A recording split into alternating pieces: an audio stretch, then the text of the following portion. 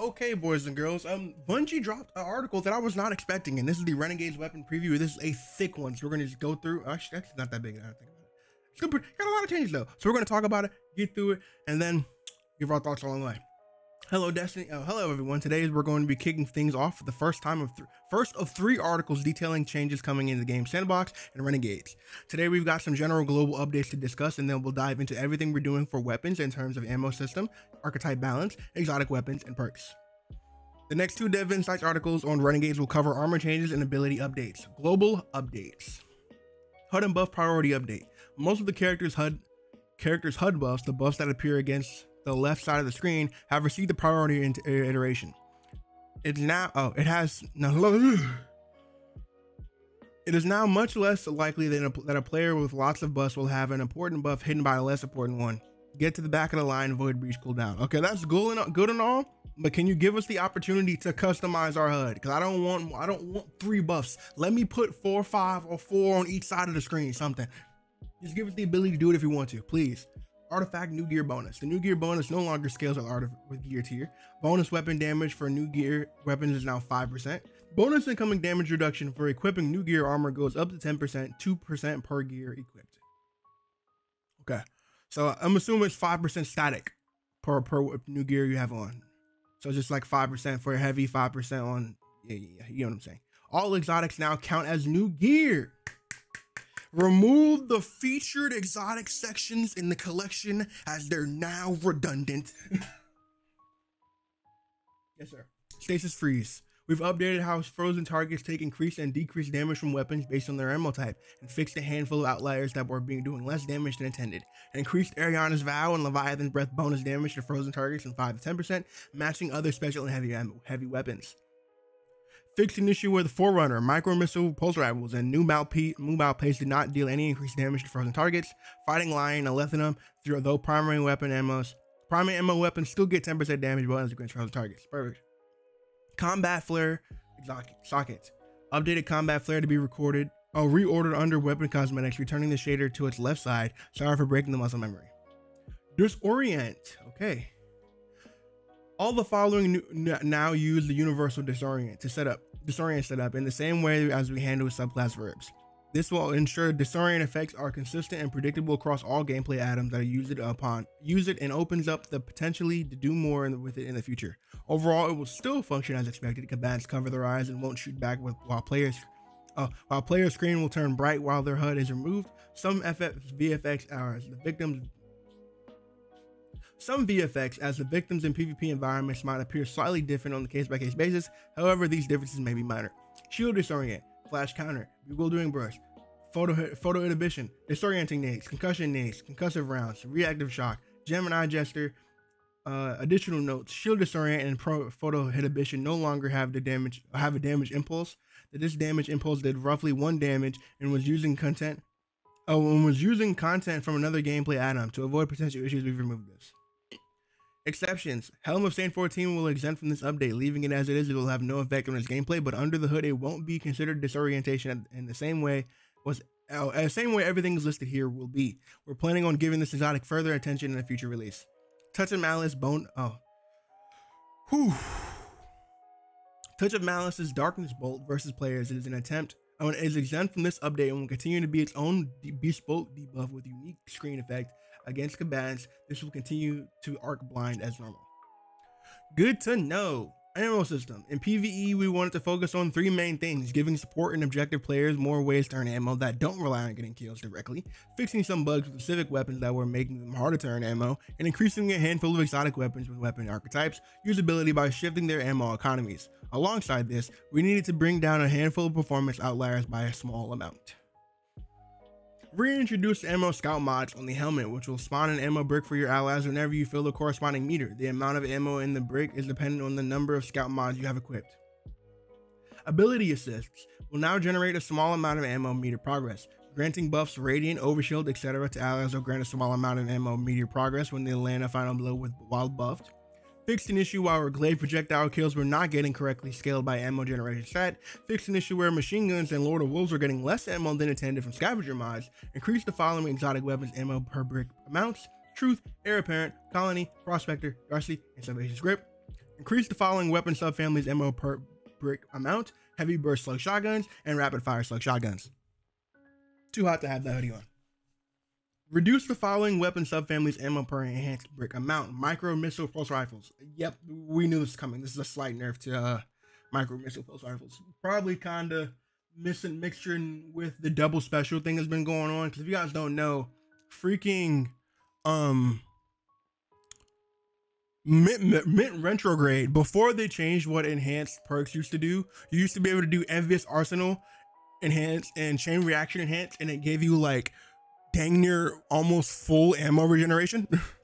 If you built into it correctly, it was amazing. I understand why they're changing this. We're reducing a few weapon perk ammo generation bonuses. These used to provide such a large numerical bonus because inventory stat values need to pass certain thresholds to have an effect, but now that every point of ammo generation matters, their buffs are outsized compared to the other options for investment. Air trigger. Reduce the base trait ammo generation increase from 20 to 30. From 30 to 20. Reduce the enhanced trait ammo generation increase from 30 to 40. Field prep. Reduce the base trait ammo generation. Hold on. So you get, they're knocking it down. You're just knocking it down for 10. So field prep is the same thing. Envious Arsenal down to 10 from 20. In Crucible, after the most recent change to special ammo generation, we've seen a special weapon usage rise back up to a fair amount, while remaining more constrained than it has been for most other ammo systems. The bulk of our work moving forward will now be to tune special weapons themselves, allowing them limited uptime to better function for a limited power spike. We'll be buffing several special weapons to be discussed below and shifting a few outliers down a bit, but we also wanted to make quality of life changes to the special ammo brick themselves to make it a little easier to collect a brick that you've created. Increase the lifetime of a dropped ammo brick in Crucible from 30 to 60 seconds. Beautiful. Weapon archetypes. Sidearms. While semi-auto sidearms are very strong in the hands of controller players, on mouse and keyboard they can struggle due to the barrel moving upwards and covering the target for extended duration. Thank you. We've done some custom tuning to a handful of sidearms to experiment with less obtrusive recoil animation, and we'll be rolling it out gradually to help provide more and more options to sidearms gameplay on mouse and keyboard outside of just heavy bursts. General, alter the firing animation for some long-barreled sidearms to hide the reticle and reduce duration. Heliocentric. Thank God. Thank God. Foster Decline, Compact Defender, and a handful of older sidearms with silencers, extended barrels are part of their physical model. Submachine guns. By the way, this is a huge change. I can barely use Heliocentric deliberately for this exact thing. Submachine guns. Inverse to the issues of sidearms were mentioned before, we are seeing many controllers struggle to use SMGs outside of very close range due to difficulty maintaining accuracy throughout the engagement. We've also been slowly increasing the range of SMGs can operate to give them some breathing room versus sidearms and spread out hand cannons. And we'll be continuing that process with properly lightweight subfamily. General, increase the stability by 10% on controller. Lightweight, increase the ADS damage fall off scale by 1.4 and 1.45. That is not for only controller. But increase stability by 10% on controller for SMGs. Controller players, let me know how that feels. Pulse rifles. Rapid fire pulses are lagging the other more popular pulse rifle subfamilies. They didn't put that word right. Supposed to be lagging behind the other pulse rifle subfamilies in terms of both PvP and PvE effectiveness. So we have increased their base damage slightly to grant easier access to both of the more forgiving base time to kill and time to kill shifts with smaller damage boosts. Rapid fires. Increase base damage from 15 to 15.5. Increase damage from 27.75 to 27.9. Y'all know I love me my Oversoul Edict. It hit good, man. It reminded me of Grasp from a Lock from D1. If you know, you know. It was a heater. It was a heat hitter. It hit ass. It was really good. I love Oversoul Edict. Let's see if it's any good now. It kind of fell out of the meta when pulse rifles got nerfed. So let's see if this changes anything. Bows. Bows needed just a little bit of help in PvE and PvP, so we've rescaled their draw time curves to be slightly faster and more forgiving across the board. Lightweight bows will retain their same minimum draw time, but their base value and the value when increased by a perk have been reduced. Combat bows have had their draw time drop slightly across the entire curve. Recurve bows. Rescaled draw time to be slightly faster at base and less punishing if increased. Base draw time from 580 to 567. High tension string 620 to 600. Compound bows. Rescale draw time to be slightly faster at base and higher stat values and less punishing if increased. Base draw time from 684 to 667. High tension string from 720 to 700. Elastic string from 612 to 600. Fusion rifles. While the increased special ammo gains in Crucible, fusion rifles have been signaled out by the community as being problematic with the higher uptime. Rescaling the charge times will provide a better chance between the subfamilies than a reduction of DPS from slightly lower charge times and is more offset by the increase of PvE damage for the adaptive precision and high impact frames. In addition, this makes it less punishing to increase your charge time and less beneficial to reduce it, which will help you be provided with better variety in terms of perk selection and ammo amongst fusion rifles. Okay, I really haven't seen that many people using fusion rifles in PvP. Granted, I haven't been playing that much PvP because I've been playing Arc Raiders. I do see why they could be a problem though, because there's a lot of options, but I haven't been seeing them. Granted, freaking all I've been seeing is people still using Aeon or shotgun hand cannons. I have seen people sniping though, because you get 2 shots. So let's talk about it. Rescaled rifle charge times. Rapid fire is 500 to 533. Aggressive and adaptive to 667. Precision 800. High impact to 967. That is long. Increased PvE bonus damage scale from 2.5 to 6.75 for precision, adaptive, and aggressives. High impact get an increased PvE damage bonus scale from 6.7 to 15%. Whew. Shotguns, while prevalent in the Crucible, have almost all their usage focused on the precision pellet frame and have fallen behind other options in PvE. We've also buffed the pellet shotgun frames in PvE by varying degrees, and have also buffed the damage against players for the aggressive, lightweight, and frame shotguns. Okay. Rapid fires. Increased 2.5 damage PvE bonus damage scalar. Increased ammo per break in PvE from 3 to 4 from base and 6 to 8 enhanced. Oof. Lightweight. Increased PvE damage per pellet from 22 to 23. Increased PvE damage bonus from 12.5 to 15. Precision pellets. Increased PvE bonus damage from 12.5 to 15. Aggressive. Increased damage pellets from 26.7 to 28. And increased damage from PvE from 12.5 to 20. Oh, they're going, oh, yep, I knew it. The slug shotgun nuts were coming. I knew they was coming. I knew it. I knew it was going to come soon. It had to be now. Slug shotguns. Pinpoint slug shotguns like rapid fire fusion rifles have become a bit too effective in higher skill Crucible lobbies, in large part due to their forgiving damage profile and substantial aim assist cones. As such, we have reduced their aim assist cones slightly and dropped their base damage versus players. To make sure they retain the same lethal kill range they currently have with critical hits, we've increased their ADS damage fall off range by a small amount.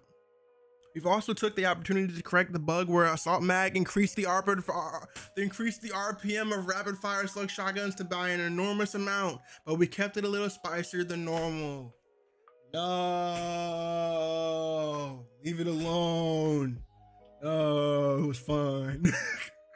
At plus 20 RPM and buff their PvE damage bonus a little bit too. We've also have further buffed the heavy burst slug shotgun range to better differentiate them from other slug shotgun subfamilies. General, reduce the aim assist cone by 1% at the low end of the stat and 3% at the high end of the stat. Corrected the RPM displays in game will be more accurate. This does not affect gameplay, it's purely visual. Rapid fire slug shotguns, PvE bonus damage from 8.3 to 11%. Fixed an issue where Assault Mag would increase the RPM by 50.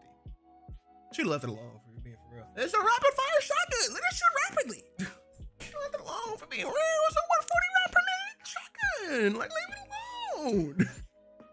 Anyway, point slugs. Increase the damage decrease against players by 6%. Increase ADS damage fall off scale from 1.2 to 1.25. Heavy burst slug shotguns. Increase ADS damage fall off scalar from 1.2 to 1.3. And increase ammo per break in PvE from 3 to 6 at base and 6 to 12 at enhanced. The situation that I'm in is, let's be honest here. Have y'all, since last year in Halloween, has any of you guys actually used the freaking, the burst shotguns? I have not seen a single person use those, like, consistently, in my opinion. Anyway, oh no. Snipers have seen their effectiveness increase since we started gaining them 2 shots from drop bricks in PvP, but the amount of flinch they take from other players still feels too strong. No, it's not. It needs to be worse. Drawing, I'm sorry. We have further reduced the flinch they take from players, and while this still feels more flinch than they took before we made the original change, we believe this will strike more of the balance between allowing players to counter hard scope snipers and not making your weapon feel like it's being kicked when you take damage. Reduce flinch received by players by 40%. No.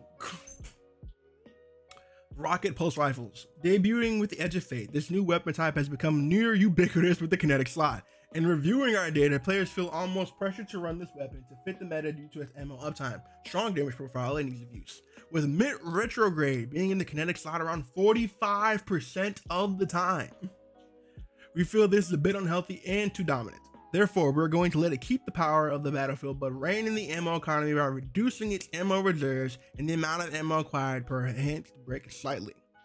With buffs to other weapon types such as shotguns and changes to a suite of exotics and new weapons to chase the novel gameplay of Renegades, we feel this makes a more diverse selection of loadouts and power fantasies. For players who really favor Mint Renegade and want to try their hands with the new Rocket Pulse on Renegades, build craft options are expanded slightly for ammo generation with scouts returning and more assist play contributing, meaning ammo uptime can be solved for. We don't make this change lightly and we'll be keeping an eye on closer exception as folks analyze the overall meta shakeup and 3 craft what builds they want to construct. Okay, so you're losing a mag. You're losing 1 mag. Reduce the base reserve ammo for rocket pulse rifles from 18 to 14. Reduce enhanced ammo pickup in PvE as mentioned in the ammo section from 6 to 5. So this was coming. Mid retrograde has legitimately been unstoppable since Edge of Fate came out. Like they said, 45% of the time it's being used. Good God. It was going to get nerfed eventually. Swords. With the slashing behind us, we took a look at some underlying weirdness that persisted in swords since their inception way back in the Taken King. Now swords have when empty should perform more like swinging an empty hilt than swinging your fist. Reduce empty sword swinging damage. Empty sword swinging no longer are sliced by melee buffs. Are no longer skilled by melee buffs. Fix an issue where the ascension when activating sword perks. Alright, it's time for exotics.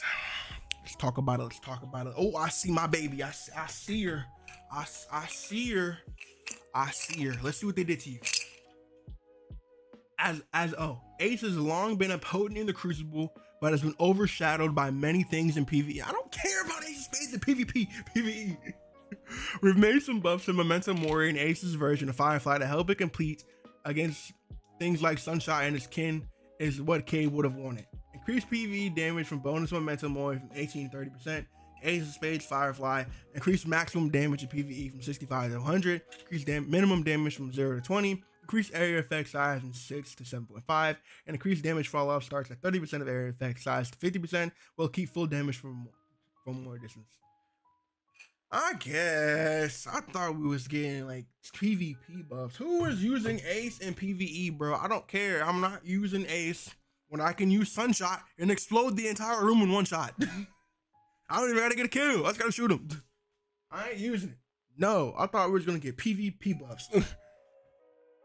Hawk Moon promises big rewards for perfect accuracy, but this has not felt very worthwhile in PvE specifically. We've added a damage bonus gain per stack for paracausal charge to further reward pacing your shots and remaining accurate even in PvE. This also allows you to go for final blows instead of precision hits if you already have high stacks later in the mag. Now gets the PvE damage bonus per stack of paracausal charge, maxes out at 70% at 8 paracausal charge shots, does not include the final shot of paracausal charge. Does this mean, bless you, does this mean it's about to be do even more damage with Lucky Pants? It could be the way. Oh, Striga. Oh, yeah, beautiful. I don't even need the rest of it. I'm gonna read it though. We're having the Osteo Striga Poison Burst cooldown, seeing where this lands. I'm sorry. This weapon that can dominate in the PvE meta, especially with the conjunction of necrotic grips. So we're being a bit cautious here, but we also want to leave long time fans of this weapon feeling like it's been gutted. I can tell you one thing for sure and 2 things for certain. Osteo Striga, if y'all don't remember the freaking Striga build for Warlock when Lightfall launched, where you would just like shoot some Striga and everything would suspend itself, it's gonna be just as good. I guarantee you it's gonna be just as good. Probably you can use that and then combine it with the new Strand exotic coming in Renegades, that one that lets you suspend everything when you use your rift, and it'll do take periodic damage when you spend somebody. So you can combine that with that build and take off. I'm thinking of it already. The builds are great. We're gonna get that in the build video. Soros Regime is a solid, versatile workhorse weapon with a storied history. In today's sandbox, however, it struggles to compete outside of its niche PvP following. We've updated it to fit a role within the weapon-centric builds and given it a bit of quality of life on its mode swap. Can now be special reloaded at a will to swap between spinning up and dual loader. Added a new hipfire reticle elements that correspond with each firing mode. Grants bonus special ammo progress when spun up kills when spinning with spun up kills while using spinning up. Grants bonus heavy ammo progress on dual speed receiver kills while ADS.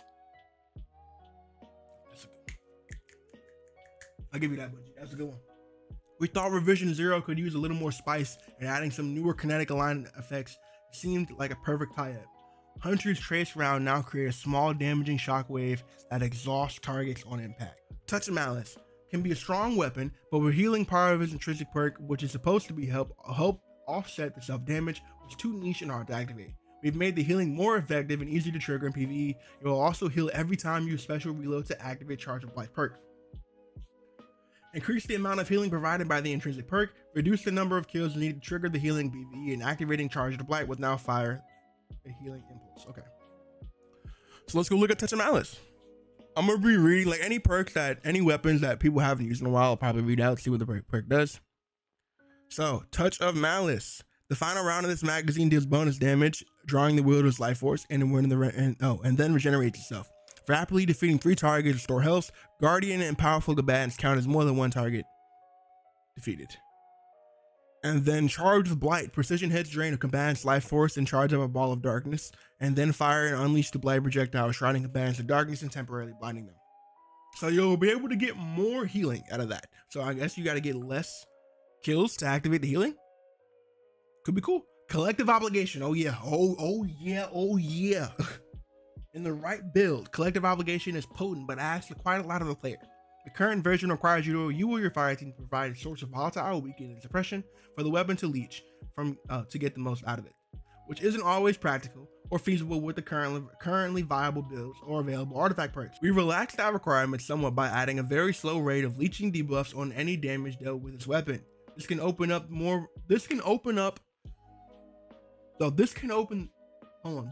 this up to more prismatic and non-void builds and relaxes some of the need to deploy every debuff yourself on void-centric builds.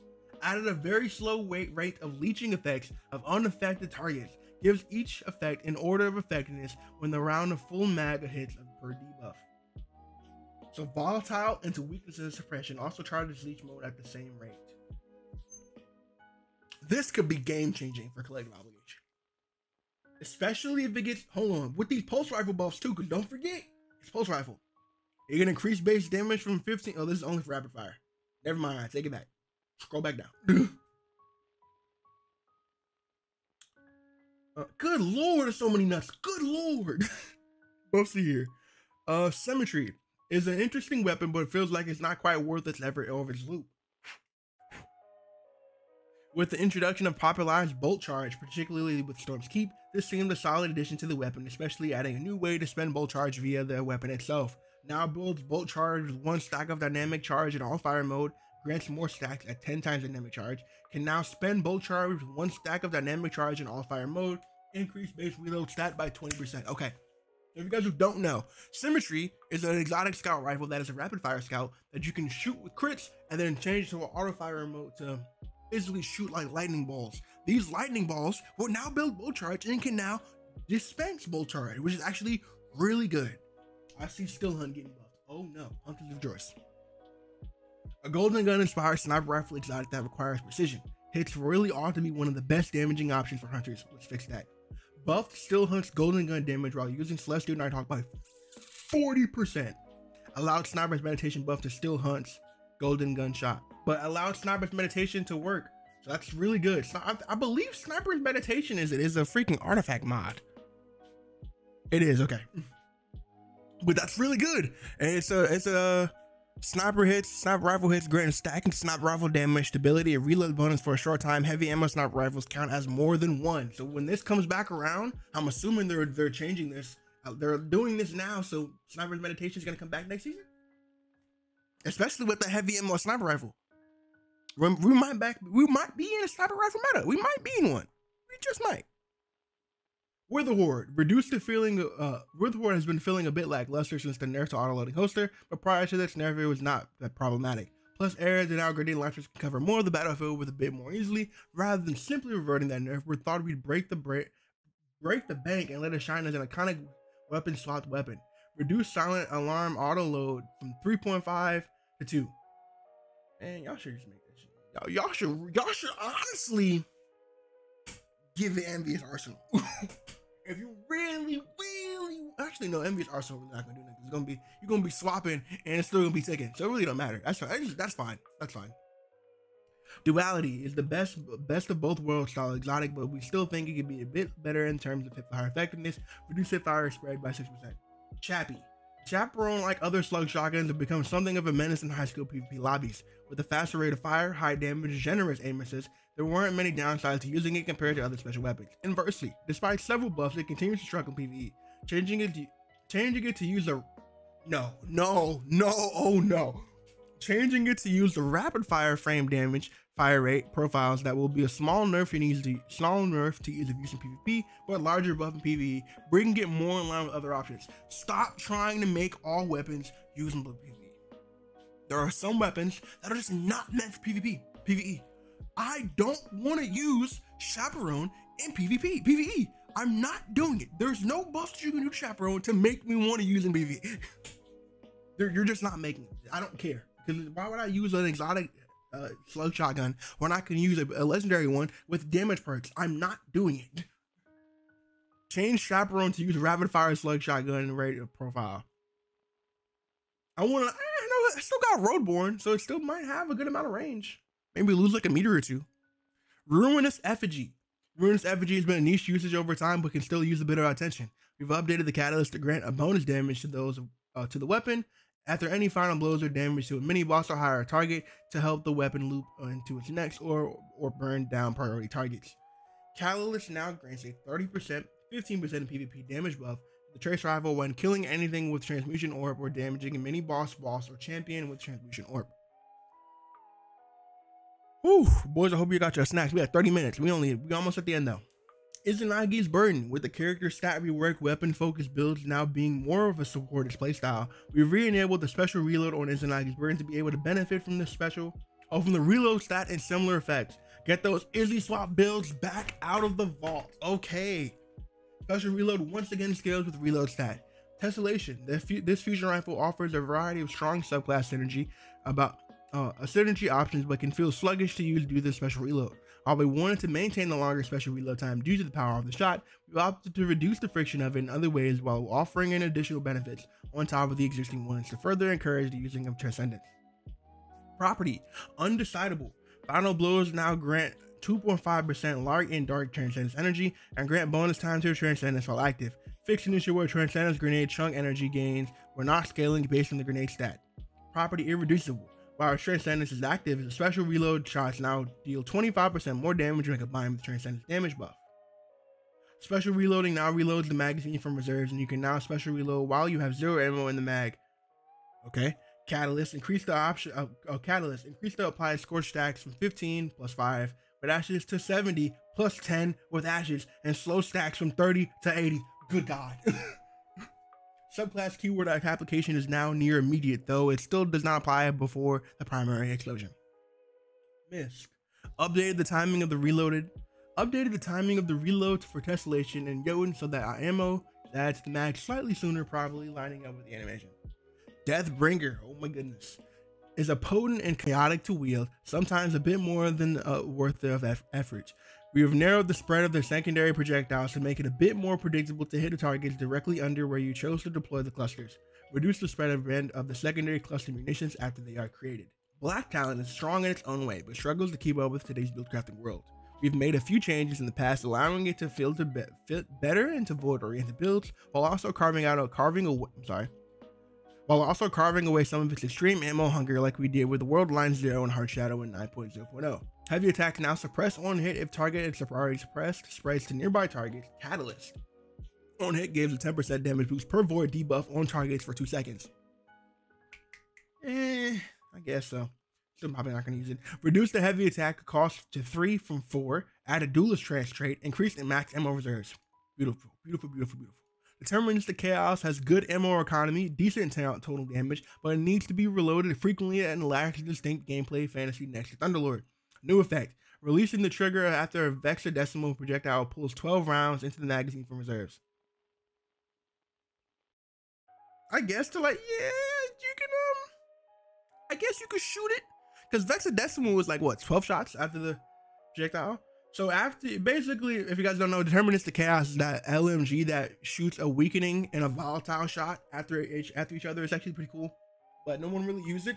But now I guess after you shoot those 12 shots, it'll pull in 12 rounds. So you can kind of keep going infinitely. Kind of cool if you remember to use it. Most people probably aren't though. World Line Zero. With the changes in update 9.0.0, World Line Zero faced a frustrating bug causing the Tesseract attack to deal much less damage than intended. We've remediated that with the following, as well as giving it a little extra love to make up for the missed damage during Season of Reclamation. Fixed an issue where Tesseract was only hitting 1 instance of damage instead of usual 5. Increase the damage of instances via Tesseract from 5 to 7. 40% increased damage. Reduce the time between these instincts of 0.66 to 0.44. Fix an issue where chaining Tesseract were inconsistent if the player had World Line Zero catalyst equipped.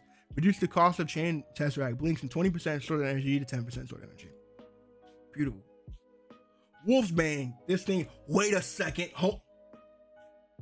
Calm down. Not till you're going too hard. I'm so mad. I'm so mad. Oh my god.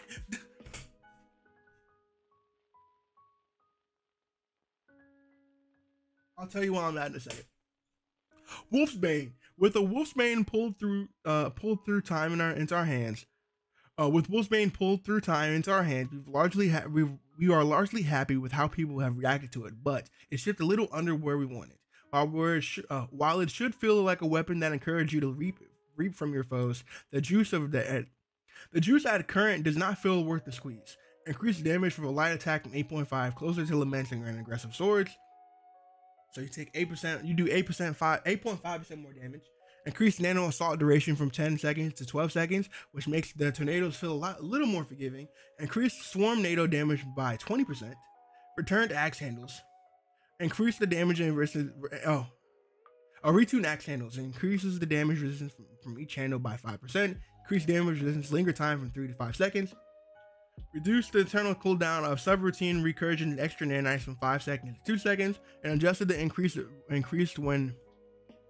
adjusted damage increase when used on afflicted targets to ramp slightly quicker. Okay. Rangefinder. Ever since Zoom was decoupled from damage fall off, Rangefinder has no longer fully lived up to its name. We wanted to give it some help, hone in on its range increasing perk. I am so mad, boys. I don't know if you guys know, I have a favorite sidearm. It's called Liminal Vigil. I got one from when the Edge of Fate event was starting. I can't remember the name of it because that's how boring it was.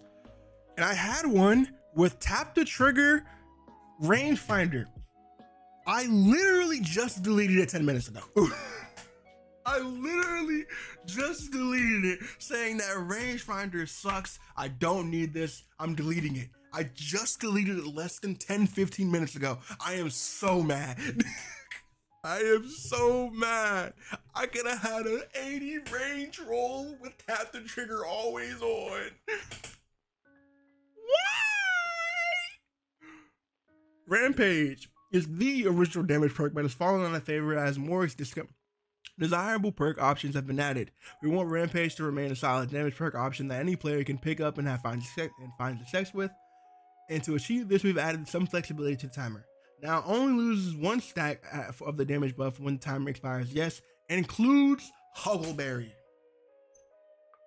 Beautiful. Box breathing. As falling behind in PvE and mostly sees use in PvP with scout rifles because it would buff the precision scaler of the weapon. Different weapon types would see different damage increases values. We decided to retune how box breathing damage buffs is applied to simplify the setup, which in turn increases the value of most of the weapon types. Box breathing now provides a flat 40% buff to your next shot precision damage for all existing weapons types and 30% for the new Heresy ammo sniper rifle. The new heavy ammo sniper rifle. Sorry. This works out to be a buff of around 10% for existing snipers and linear fusion rifles, and a small nerf for scout rifles. I guess so. I'm still mad about this range rider thing. I ain't gonna lie to you. I'm going on 40 minutes, boys. We're almost done. Shot swap fails to provide enough of a benefit to feel worth choosing over other swap focused perks. The swap charges could also feel chunky to read and manage. We wanted to address these concerns to help it complete with the perk with similar focuses, while also maintaining a distinct use case for it. Shot swap benefits are now more potent. New values are 0.7 ready speed multiplier, 0.65 enhanced, previously 7.5 and 70% enhanced. 0.7 slow speed multiplier, 6.65 enhanced, previously 90 and 85. You can now also lose one charge on stow. Previously you would lose one charge on stow and one already, effectively losing 2 every swap. As a result, the maximum number of charges that can be held has been reduced from 8 to 6. This is an effective increase, buffing the 6 swaps as 6 charges instead of the previous 4 swaps at 8 charges. The HUD buff no longer appears while stowed. To maintain parity between each other, the Sturm Catalyst has received some minor tweaks. That now loses a charge on stow, previously would lose one already. This should have no negative impact on the number of swaps this will benefit. The HUD will buff will no longer now only appears while Sturm or together. The HUD buff now only appears while Sturm or together forever weapons is in hand. Sleight of hand. I haven't seen this perk since Valve Disciple. Sleight of hand also struggles to hold its own against other swap focused perks. We've decided to give it some flexibility and allow users to choose when they want to swap to the weapon. Huh? We've also discovered an issue where the buff could potentially not activate despite getting a kill, so we fixed this. Increase the duration from 8.5, 9 enhanced to 7 seconds. From 7 seconds, 7.5 enhanced. You can no longer need to swap to the weapon within 5 seconds of getting a kill. Instead, the buff will activate on your next swap to the weapon, regardless of how long ago your last kill was. Added a timer on the HUD buff. Fixed an issue where you could potentially lose a newly gained stack if you swapped off weapons while the buff is still active. Do I even have a weapon with sleight of hand?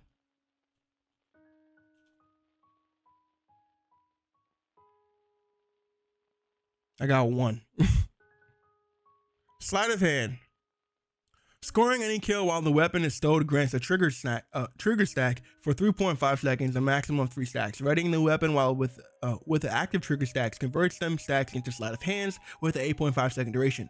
Benefits at 1, 2, and 3 stacks of sleight of hand are 10, 20, 30 handling, reload speed, or stability depending on the amount of stacks. Buffed is removed on stow.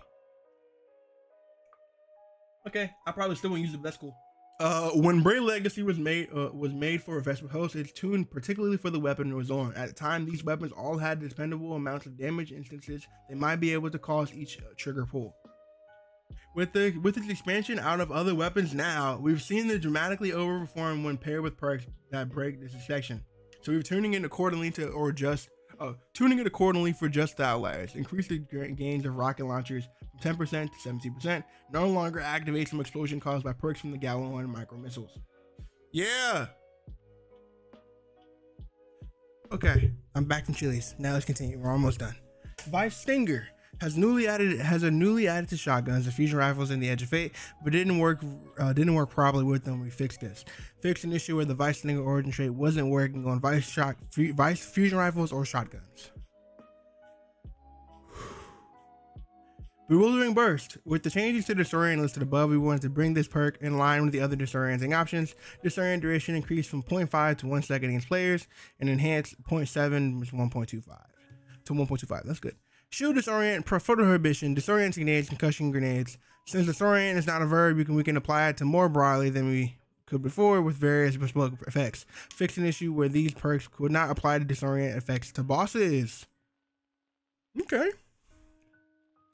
That's all we have to share today, but more is coming. We have the Dev Insights articles dropping every week before Renegades launches on December 2nd, along with trailers on our weekly tweets. So stay tuned to to learn all about the next expansion. Okay, so we're gonna be getting every Tuesday now. Get a new article every Tuesday. So yeah, 2 Tuesdays and then 12 on Thursdays. All right then. Well, yeah, that was it. Pretty cool section, long one. I like some of the buffs. I pretty much like all the buffs. The only one I don't like is Ace of Spades, because honestly, bro, who's using Ace of Spades in PvP? I want them to stop trying to make weapons that are normally only used in PvP usable in PvE. I don't want to use Chaperone in PvE. I'm not going to use Chaperone in PvP. This change is not going to stop me. That change is not going to make me use Chaperone PvE. Looking forward to this Soros regime change. Definitely looking into this Osteo change. Hawkmoon's probably going to be juiced. Collector's going to be amazing. Symmetry is going to be fun to use. Still Hunt is going to be busted, even more busted than it was in Final Shape launch. Hunters rejoice. You have something good to play with your freaking overshield boots. So yeah, have a good one, stay spooky, and I'll see you in the next one. All right, peace. Let me know what you guys think in the comments below.